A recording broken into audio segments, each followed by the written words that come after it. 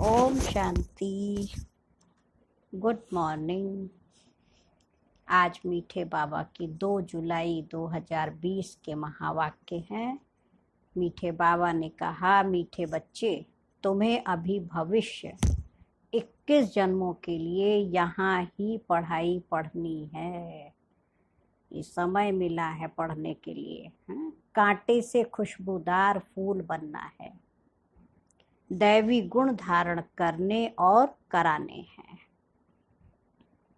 प्रश्न है, किन बच्चों की बुद्धि का ताला नंबरवार खुलता जाता है? एक जैसा ताला भी नहीं खुलेगा, नंबरवार खुलता जाता है। उत्तर है, जो श्रीमत पर चलते रहते हैं, पतित पावन बाप की याद में रहते हैं, पढ़ाई पढ़ाने वाले के साथ जिनका योग है, उनकी बुद्धि का ताला खुलता जाता है।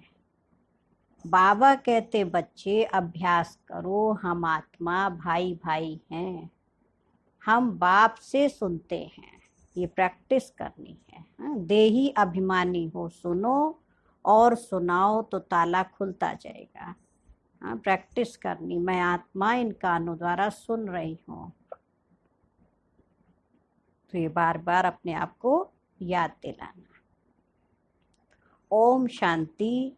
बाप बच्चों को समझाते हैं, जब यहाँ बैठते हो तो ऐसे भी नहीं कि सिर्फ शिव बाबा की याद में रहना है, वो हो जाएगी सिर्फ शांति। फिर सुख भी तो चाहिए। तुमको शांति में रहना है और स्वदर्शन चक्रधारी बनकर राजाई को भी याद करना है ना। बाबा कह रहे, केवल शिव बाबा को याद नहीं करना, अपने सतयुगी देव स्वरूप को भी याद करना, क्योंकि तुम पुरुषार्थ करते ही हो नर से नारायण अथवा मनुष्य से देवता बनने के लिए। तो हमें देवताई स्वरूप भी तो याद रखना है। जैसे साकार बाबा थे तो हमेशा याद रहता था, बस ये बुजुर्ग शरीर छूटा और मैं विष्णु बच्चा श्री कृष्ण बनूंगा। तो बार बार बुद्धि में वो पक्का रहता था, बस ये शरीर छूटा, फिर छोटा बच्चा जैसे ड्रेस चेंज किया वो पहन लिया। तो इसलिए बाबा से कितनों को, शुरू में दादियों को, सबको श्री कृष्ण का ही साक्षात्कार होता था। तो सतयुगी सुखों को भी हमें याद करना है ना। खाली शांति धाम में नहीं जाना। शांति धाम में तो गए, विश्राम किया, वापस आ जाएंगे। और वहाँ की इतनी परम शांति है कि 1 सेकंड भी नहीं लगता, और एकदम जैसे आत्मा सब अपनी थकावट इतने जन्मों की भूल जाती, एकदम रिलैक्स हो जाती, फिर नया जन्म ले लेगी। तो बाबा कह रहे हैं कि यहाँ भल कितने भी कोई में दैवी गुण हो तो भी उनको देवता नहीं कहेंगे, क्योंकि देवता होते ही हैं स्वर्ग में। दुनिया में मनुष्यों को स्वर्ग का पता नहीं है। तुम बच्चे जानते हो, नई दुनिया को स्वर्ग, पुरानी दुनिया को नरक कहा जाता है। ये भी भारतवासी ही जानते हैं। जो देवताएं सतयुग में राज्य करते थे, उन्हों के चित्र भी भारत में ही हैं। ये है आदि सनातन देवी देवता धर्म के। फिर भल करके उन्हों के चित्र बाहर में ले जाते हैं पूजा के लिए।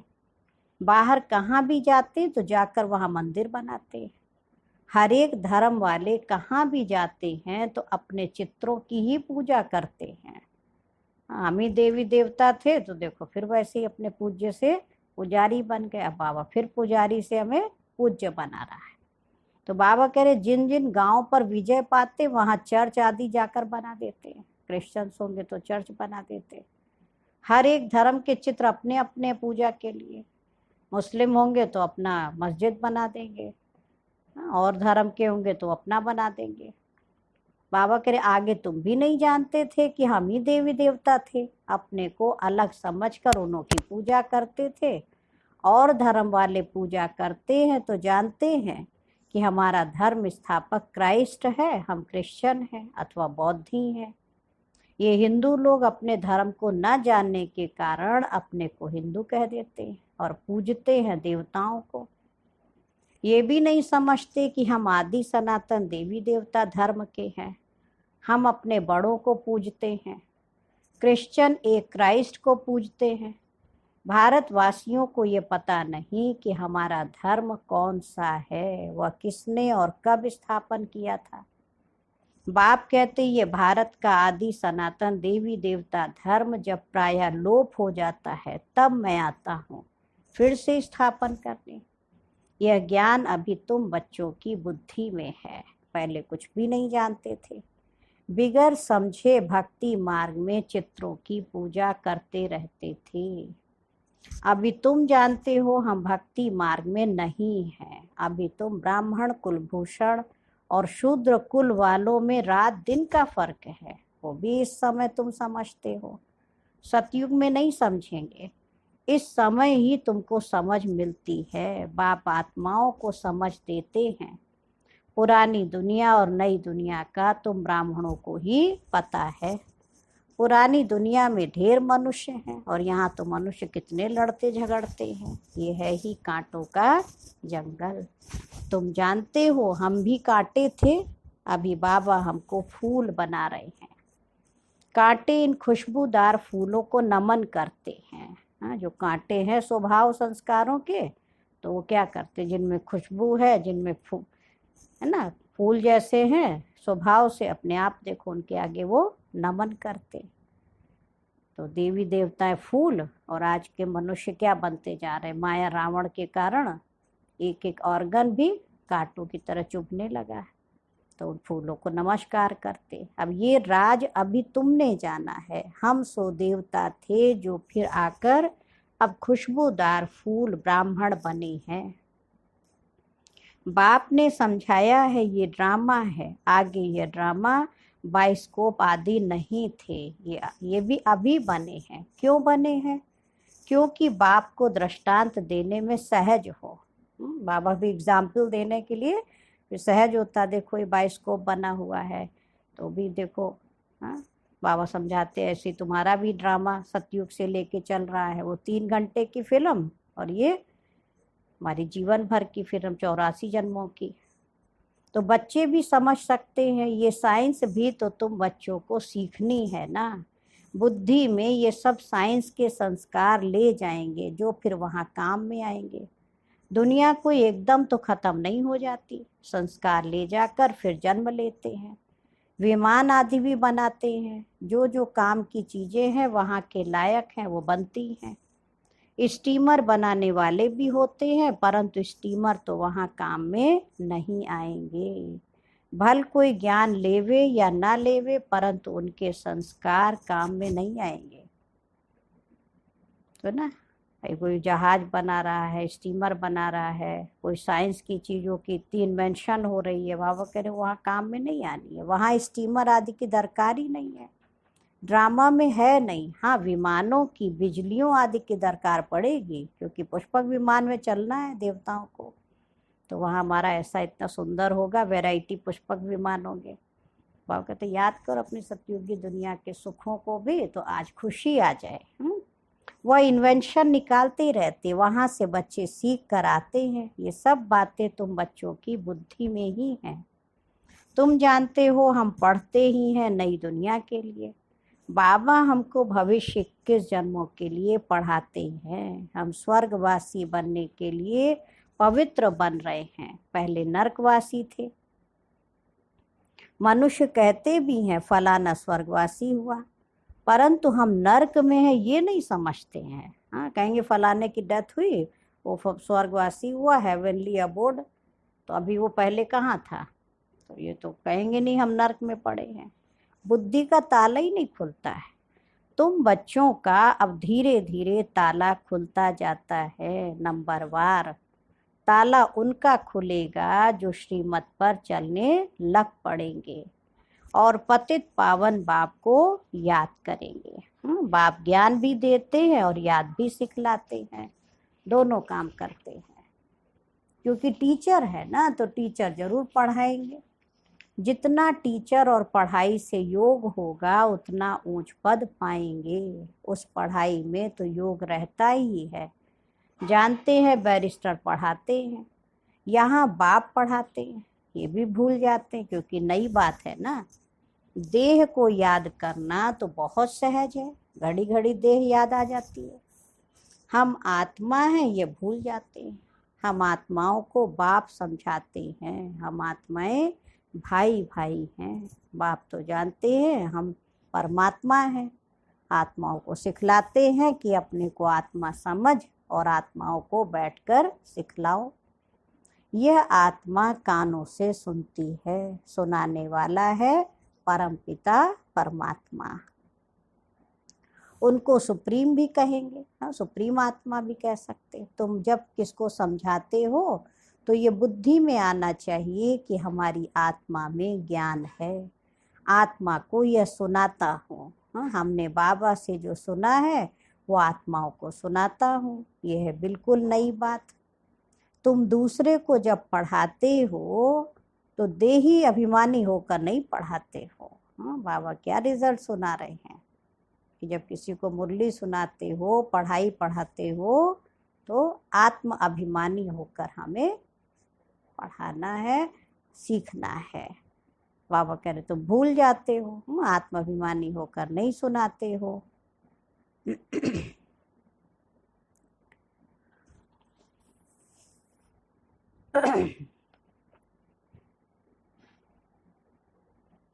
तो बाबा कह रहे ये सब नई बातें है ना, तुमको आत्म अभिमानी होकर दूसरों को भी ज्ञान सुनाना है।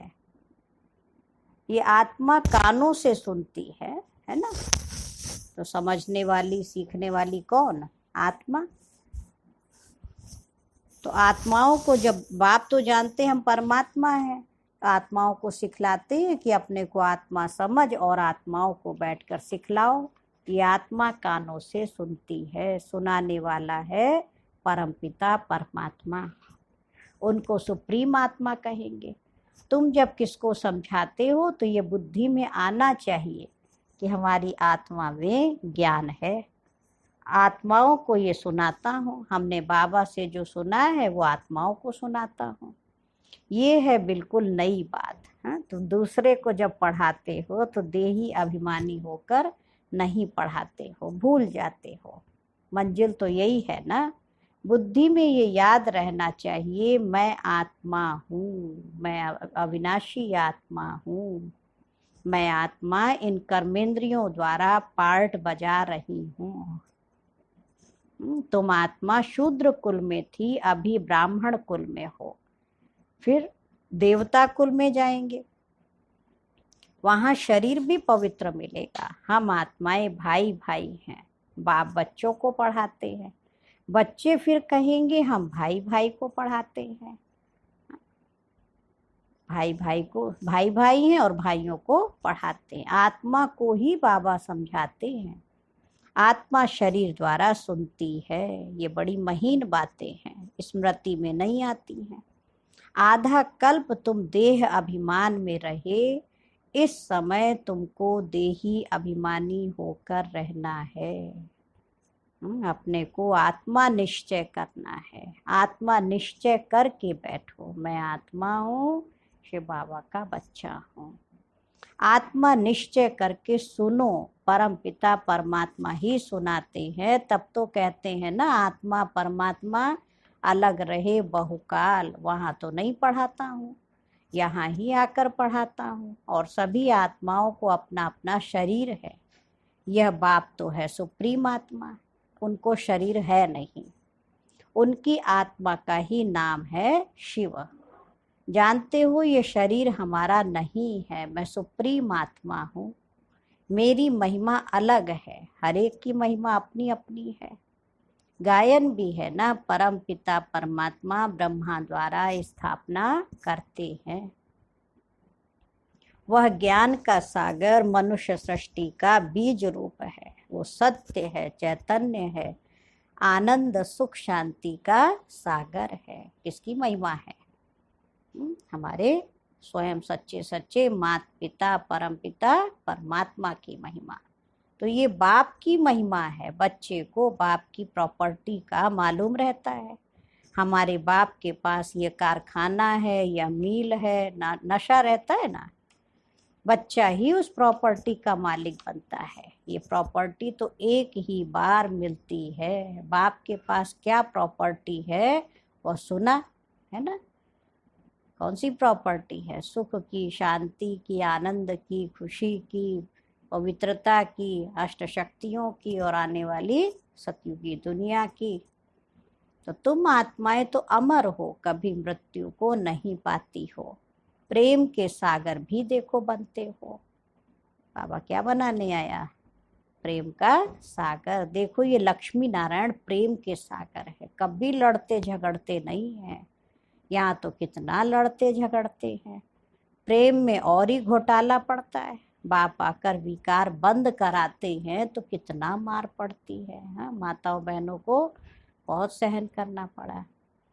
बाप कहते बच्चे पावन बनो, तो पावन दुनिया के मालिक बनेंगे। काम महाशत्रु है, इसलिए बाबा के पास आते हैं तो कहते जो विकर्म किए हैं वो बताओ, तो हल्का हो जाएगा। इसमें भी मुख्य विकार की बात है। बाप बच्चों के कल्याण अर्थ पूछते हैं। बाप को ही कहते हे पतित पावन आओ, क्योंकि पतित विकार में जाने वाले को कहा जाता है। उसको इम्प्योरिटी कहेंगे। ये दुनिया भी पतित है, मनुष्य भी पतित है, 5 तत्व भी पतित है। वहां तुम्हारे लिए तत्व भी पवित्र चाहिए। इस आसुरी पृथ्वी पर देवताओं की परछाया भी नहीं पड़ सकती है। लक्ष्मी का आवाहन करते हैं, परंतु यहाँ थोड़ी ही आ सकती हैं वो। ये 5 तत्व भी बदलने चाहिए। सतयुग है नई दुनिया, ये है पुरानी दुनिया। इनके खलास होने का अभी समय है। मनुष्य समझते हैं अभी 40,000 वर्ष पड़े हैं, जबकि कलयुग ही 5,000 वर्ष का है। तो फिर सिर्फ एक कलयुग 40,000 वर्ष का कैसे हो सकता? कितना अज्ञान अंधियारा है। ज्ञान है नहीं, भक्ति है ब्राह्मणों की रात, और ज्ञान है ब्रह्मा और ब्राह्मणों का दिन, जो अभी प्रैक्टिकल में हो रहा है। सीढ़ी में बड़ा क्लियर देखो दिखाया हुआ है। तो आधा कल्प दिन ब्रह्मा का और आधा कल्प रात्रि दिखाई है। अज्ञानता की रात्रि, 5 विकारों के कारण रात्रि। नई दुनिया और पुरानी दुनिया को आधा आधा कहेंगे। ऐसे नहीं कि नई दुनिया को जास्ती टाइम, पुरानी दुनिया को थोड़ा टाइम। ऐसा नहीं है, पूरा आधा आधा होगा तो क्वार्टर भी कर सकेंगे। 4 हिस्सा हो जाता, आधा में ना हो तो पूरा क्वार्टर भी ना हो सके। स्वास्तिका में भी देखो 4 भाग देते हैं। समझते हम गणेश निकालते हैं, है ना। गणेश जी के जो बनाएंगे ना सूंड और पूरा उनका जो चेहरा, तो स्वास्तिका के ही शेप का होता है। तो समझते हैं स्वास्तिका बनाया, गणेश निकाला, मन अशुभ और लाभ। गणेश जी को कहते हैं विघ्न विनाशक। तो अब बच्चे समझते ये पुरानी दुनिया विनाश होनी है, हम नई दुनिया के लिए पढ़ रहे हैं। हम नर से नारायण बनते हैं नई दुनिया के लिए। कृष्ण भी नई दुनिया का है। कृष्ण का तो गायन हुआ, उनको महात्मा कहते क्योंकि छोटा बच्चा है। छोटे बच्चे प्यारे लगते हैं, बड़ों को इतना प्यार नहीं करते जितना छोटों को करते हैं, क्योंकि सतो प्रधान अवस्था है, विकार की बदबू नहीं है। बड़े होने से विकार की बदबू आ जाती है ना, ईर्ष्या है, नफरत है, गंदी दृष्टि वृत्ति। बाबा कह रहे तुम बच्चों की कभी क्रिमिनल आई हो न सके।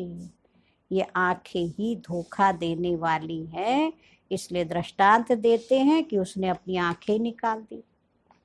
ऐसी तो कोई बात है नहीं, आंखें निकालने की बात नहीं है। अंदर से हमारी फीलिंग अच्छी होगी, विचार अच्छे होंगे तो आंखें भी अच्छी हो जाएगी। आंखें तो कांच की तरह, आंख थोड़ी खराब है, लेकिन उससे हमने देखा और अंदर फिर आत्मा ने सोचा। तो अब कैसा सोच रही है उसके ऊपर निर्भर करता है। तो अच्छा सोचेंगे तो गंदी दृष्टि नहीं है। तो बाबा कह रही है इस समय बाबा ज्ञान की बातें बच्चों को समझाते हैं। तुमको तो अभी ज्ञान की तीसरी आंख मिली है, आत्मा को स्पिरिचुअल नॉलेज मिली है। आत्मा में ही ज्ञान है। बाप कहते हैं मुझे ज्ञान है, आत्मा को निर्लेप नहीं कह सकते। आत्मा ही एक शरीर छोड़ दूसरा लेती है। आत्मा अविनाशी है, देखो है कितनी छोटी, उनमें 84 जन्मों का पार्ट है। ऐसी बात कोई कह न सके, वह तो निर्लेप कह देते हैं। इसलिए बाबा कहते हैं पहले आत्मा को रियलाइज करो। कोई पूछते जानवर कहाँ जाएंगे, तो बाबा कहते अरे जानवर की बात ही छोड़ो, पहले आत्मा को तो रियलाइज करो, मैं आत्मा कैसी हूँ, क्या हूँ। हाँ, बाबा कहते जबकि अपने को आत्मा नहीं जानते हो, मुझे फिर क्या जानेंगे। जानवरों की चिंता करने की आवश्यकता ही नहीं है। मनुष्य का परिवर्तन होगा तो जानवरों का तो अपने आप हो जाएगा। इसलिए बाबा कहते उनकी उनकी चिंता मत करो, पहले अपने को आत्मा समझो, अपने अंदर दैवी गुण धारण करना है। ये सब महीन बातें तुम बच्चों की बुद्धि में है। आत्मा में 84 जन्मों का पार्ट है, वो बचता रहता है। कोई फिर कहते हैं ड्रामा में नूंद है, फिर हम पुरुषार्थ ही क्यों करें। अरे पुरुषार्थ बिगर तो पानी भी नहीं मिल सकता है। ऐसे नहीं ड्रामा अपने आप ही सब कुछ मिलेगा ड्रामानुसार, ऐसा नहीं है। कर्म तो जरूर करना ही है। अच्छा व बुरा कर्म होता है, ये बुद्धि से समझ सकते हैं। बाप कहते ये रावण राज्य है, इसमें तुम्हारे कर्म विकर्म बन जाते हैं।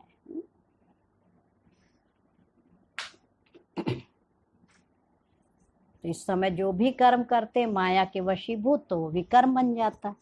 इसलिए बाबा कहते बच्चे आत्मिक स्वरूप में स्थित रहो तो कभी कर्म तुम्हारे विकर्म ना बने।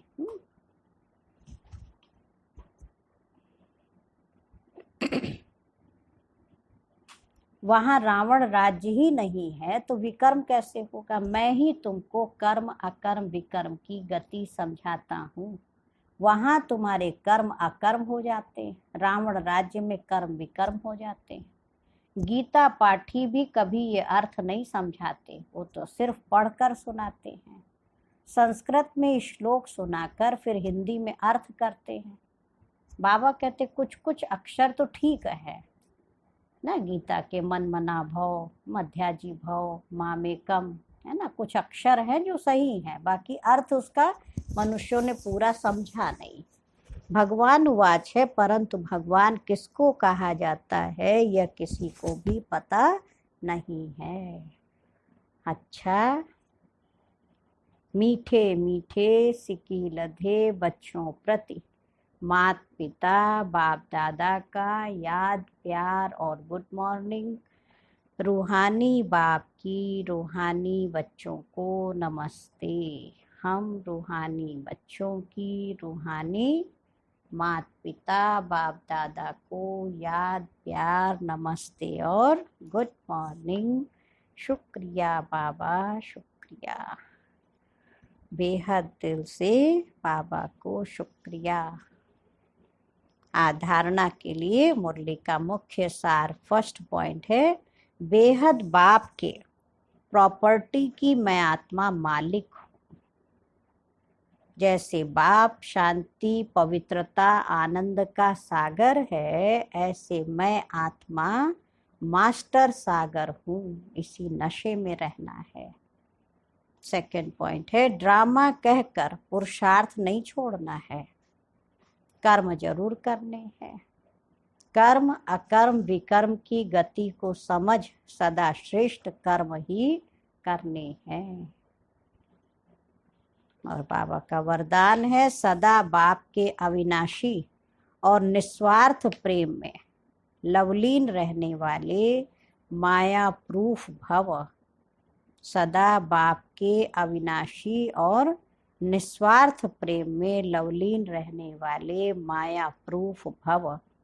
जो बच्चे सदा बाप के प्यार में लवलीन रहते हैं, उन्हें माया आकर्षित नहीं कर सकती। बाबा ने एग्जाम्पल दिया, जैसे वाटर प्रूफ कपड़ा होता है तो पानी की एक बूंद भी नहीं टिकती, ऐसे जो लगन में लवलीन रहते हैं वह माया प्रूफ बन जाते हैं। माया का कोई भी वार नहीं कर सकता, क्योंकि बाप का प्यार अविनाशी और निस्वार्थ है। इसके जो अनुभवी बन गए वह अल्पकाल के प्यार में फंस नहीं सकते। एक बाप दूसरा मैं, उसके बीच में तीसरा कोई आ नहीं सकता। आज का स्लोगन है, न्यारे प्यारे होकर कर्म करने वाला ही सेकंड में फुल स्टॉप लगा सकता है। जो न्यारे और प्यारे होकर कर्म करने वाला है वही सेकंड में हर बात पे बिंदी लगा सकता है। और आज का स्वमान भी याद रखेंगे, मैं आत्मा माया प्रूफ हूँ। जैसे बाबा ने कहा ना वाटर प्रूफ, ऐसे मैं आत्मा माया प्रूफ हूँ। और आज अव्यक्त इशारे जो मधुबन से आए हैं, सेफ्टी का साधन मनसा शक्ति और निर्भयता की शक्ति, उसका सेकंड पॉइंट है वर्तमान समय विश्व में मेजॉरिटी सभी आत्माओं में भय और चिंता ये दोनों ही प्रवेश हैं। लेकिन जितने ही वो फिक्र में है, चिंता में है, उतने ही आप बच्चे शुभ चिंतक बन शुभ भावना शुभ कामना की मानसिक सेवा से सभी को सुख शांति की अंजलि देने वाले हो। अकाले मृत्यु वाली आत्माओं को अकाल मूर्त बन शांति और शक्ति का सहयोग देने वाले हो।